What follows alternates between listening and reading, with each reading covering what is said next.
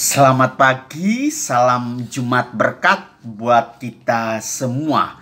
Mari kita awali renungan kita kali ini dengan membuat tanda kemenangan iman.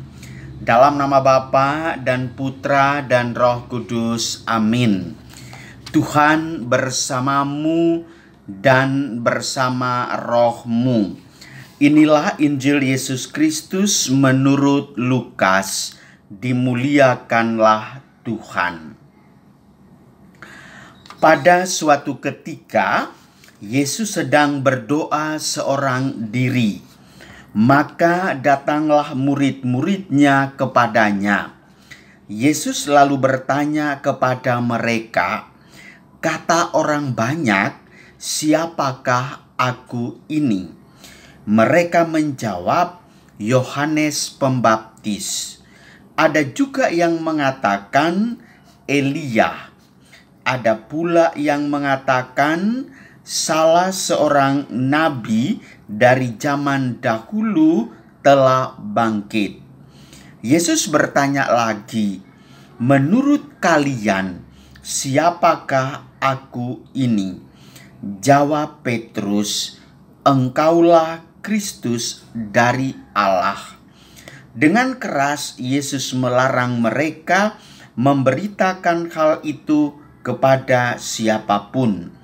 Ia lalu berkata, "Anak manusia harus menanggung banyak penderitaan dan ditolak oleh para tua-tua, oleh para imam kepala dan para ahli Taurat, lalu dibunuh dan dibangkitkan pada hari ketiga." Demikianlah Injil Tuhan. Terpujilah Kristus. Saudari-saudara umat Allah yang terkasih, semoga semua senantiasa mendapat berkat dari Allah yang Maha Kuasa, dilindungi dari segala mara bahaya, dan sehat selalu. Kali ini Tuhan Yesus mau bertanya, menguji kualitas iman seseorang. Namun saudara-saudaraku, kualitas iman itu Yesus mengujinya dengan berangkat dari pola umum menuju ke pola khusus.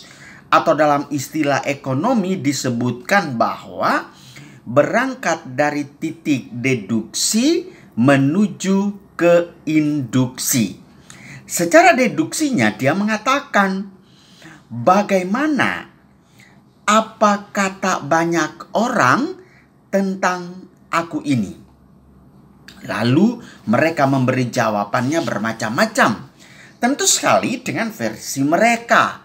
Atau barangkali juga versi orang lain yang dikedepankan.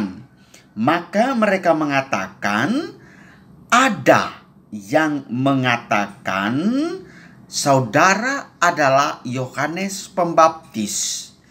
Ada juga yang mengatakan Elia. Ada pula yang mengatakan salah seorang nabi dari zaman dulu telah bangkit. Jawaban mereka ini, mereka memiliki suatu perkiraan bahwa Yesus pasti senang sekali. Karena apa? Karena yang mereka sebutkan itu adalah utusan atau urutan para nabi Yahudi. Jangan-jangan Yesus berpikir bahwa demi diagung-agungkan sebagai orang besar. Ternyata tidak demikian maksudnya. Masuklah Yesus kepada tahapan induksi. Menurut saudara, siapakah aku ini? Tujuannya apa? Yesus mau menguji kualitas iman personal. Sejauh mana relasi personalmu dengan personalnya Tuhan Yesus terjalin erat. Dengan demikian, jawabanmu itu adalah jawaban personal, bukan jawaban kolektif. Puji Tuhan. Petrus memberikan jawaban.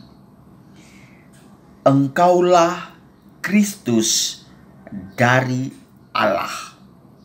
luar biasa menakjubkan. Dan dengan keras Yesus melarang mereka memberitahukan hal itu kepada siapapun. Dan karena jawabannya itu keluar dari nilai personalitasnya, maka Yesus memberikan catatan peneguhan bahwa Anak Manusia harus menanggung banyak penderitaan dan ditolak oleh para tua-tua, oleh para imam kepala dan para ahli Taurat, lalu dibunuh dan dibangkitkan pada hari ketiga. Inilah jati diri Tuhan Yesus, dan Tuhan menghendaki supaya secara personalitasmu, secara pribadimu, berikanlah jawabannya yang tepat. Tepat dalam arti bahwa segala sesuatu itu ada waktunya. Demikian kitab kebijaksanaan mengatakan, ada waktu untuk menangis, ada waktu untuk tertawa, ada waktu untuk tidur, ada waktu untuk berjalan. Ada waktu untuk makan, ada waktu untuk nonton TV, ada waktu untuk menjawab pertanyaan Tuhan Yesus, dan jawabanmu itu sesuai dengan tepat waktu yang oleh Tuhan katakan bahwa itulah pas bagimu, maka sesungguhnya untukmu adalah waktu itu sama dengan kairos, waktu yang penuh rahmat. Saudari-saudara yang terkasih, pemahaman yang benar akan situasi ini akan sangat meneguhkan, menjadikan kita lebih percaya diri dan berbakti dengan setulus hati. Intinya adalah jadikan pengenalanmu akan Tuhan menjadi sumber yang meneguhkan, sekalipun kita tahu bahwa Tuhan kita itu harus menderita. Namun ingat, setelah dia menderita, dia wafat dan bangkit kembali. Bagi kebanyakan orang mengatakan, bagaimana mungkin engkau yang kami puja, engkau yang kami sanjung, kok menderita? Lalu di mana letak penderitaan kami? Engkau boleh menolong kami atau tidak? Jangan. Itu adalah rencana Allah Bapa untuk dia. Yang penting kita mengimani sampai kepada titik kulminasi kebangkitan. Justru kebangkitannya itulah menghibur kita semua, meneguhkan iman kita, menyelamatkan kita. Tanpa ada kebangkitan, tidak ada iman akan Kristus. Itu harus dipegang dengan teguh. Oleh karena itu, iman adalah soal perbuatan, salib dan darahnya adalah penebusan. Surat Rasul Paulus kepada jemaat di Efesus bab 1 ayat 7, dan Yesus adalah juru selamat kita. Pertanyaan lanjutnya adalah, apakah kita yakin akan hal ini?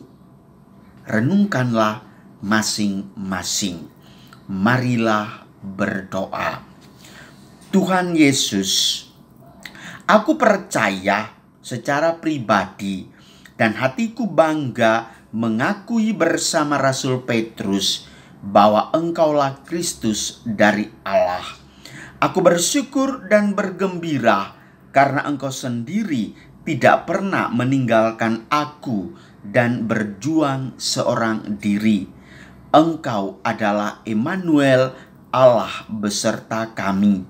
Sebab Engkaulah Tuhan dan penolong hidupku, kini dan sepanjang segala masa. Amin. Tuhan bersamamu dan bersama rohmu. Allah yang Maha Kuasa memberkati saudari-saudara sekalian, para pendengar setia YouTube Serambi Religius, Bapa, Putra, dan Roh Kudus. Amin.